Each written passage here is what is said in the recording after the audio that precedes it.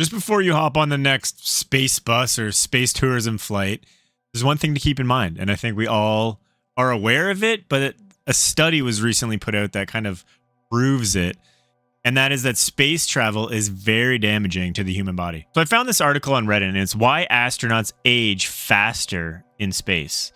And NASA is basically sharing the results of their Space Omnics and Medical Atlas, SOMA, into the effects of living in space on astronauts' health. And they have revealed that it accelerates aging. Now, I know, like, you know, if you followed space travel or whatever, you kind of already knew this. You knew that, you know, even, you know, when the astronauts used to come back, they still do when they come back to Earth, and then they do like their immediate conference right after, they're always sitting in chairs because like they literally cannot stand because of what it does. So let's look here. So what it does is it has noticeable changes in gene expression patterns related to frailty and muscle loss, indicative of a frailty-like condition. The crazy part that I found was down here, actually, and it talks about how it right here. So astronauts experience accelerated bone loss, get a load of this, at an alarming rate, about 12 times faster than severe osteoporosis on Earth. So they're like severe osteoporosis.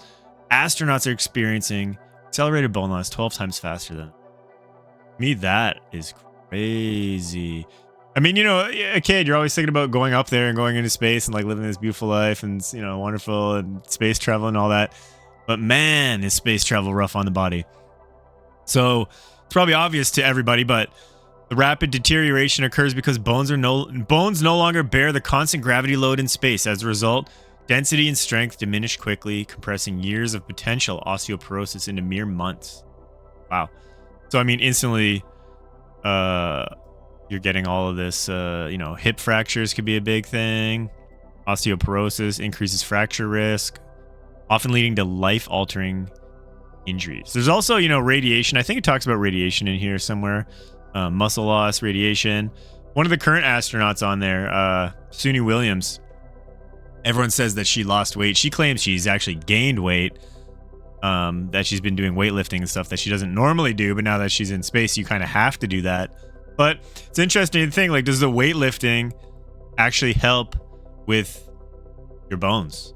You know, it's the same kind of thing. Like if you grow a plant inside and there's no wind, then you take it outside, and then there's wind, it'll just knock the plant right over because like it needs the wind, the resistance of the wind to like do whatever it does to its plant structure and DNA to make it like stand up to the wind. And without the resistance of the wind, it doesn't need that, so it doesn't do that. And I think it's like same kind of thing with our bones. So I mean, gravity's pushing us down constantly, but I wonder if there's just other effects that we're not feeling on there. And I wonder if it's more of a space thing because I believe, now, trust me, I'm not qualified to even talk about this, so, but I just like space, you know, and hopefully you do too.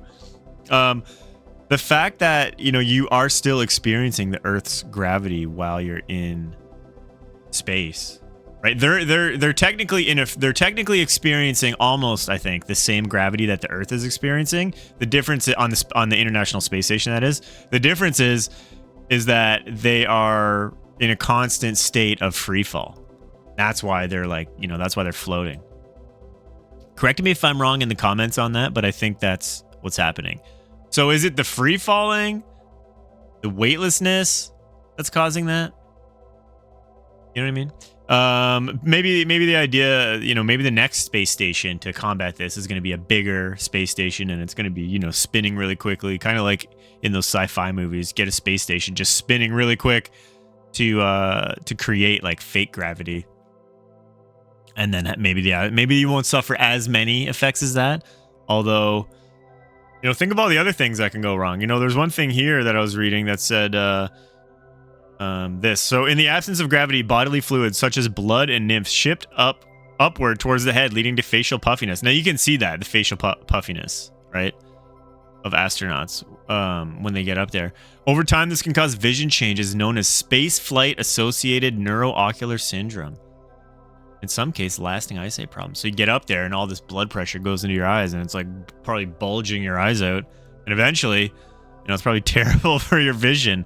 Space also, right here, much higher levels of cosmic radiation. So that could be messing up everything too. So the ISS is partially shielded by Earth's magnetosphere, but you're still getting that radiation. So can you imagine when we're going out to Mars and whatever, right? The amount of radiation there is like on another level.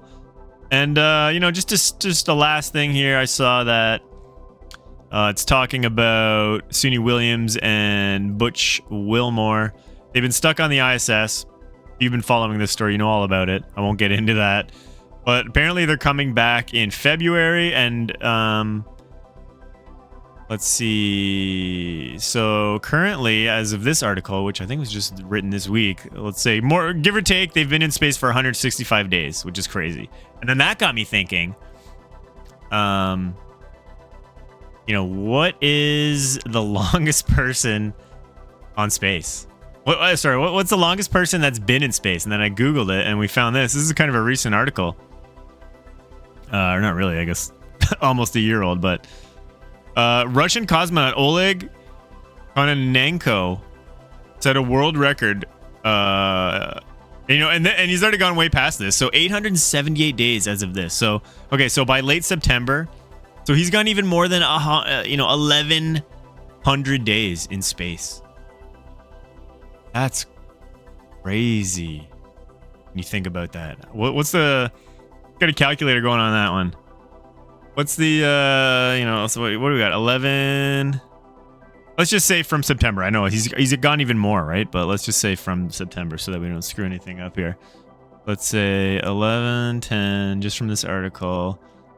How many days in a year? 365, right? Yeah, so 3 years. So he'll be coming up just at like 3.5 years, or not 3.5, but just a little bit over 3 years in space. That's crazy. There he is. Look at this brave hero. Hero of the people. Like when he comes back, I mean, what is his body going to be looking like, Wow. That's such a long time in space. Could you imagine when he comes back, this whole thing? What's his bones going to look like? How do you combat that, Such an interesting aspect of medicine is like space medicine. Because it's just so... you're basically taking the body out of the most normal, usual thing that it's in. Like the baseline for all medicine is that humans are living on Earth, right? And you're throwing that out. And it's like, no, now we're in space, whether we're on the space station or eventually, whether we go to the moon and the magnetosphere is even less and more radiation, or whether we even go to Mars where there is none. And crazy world out there. Anyways, I thought that was interesting, guys. Yeah, until the next one. Talk to you later.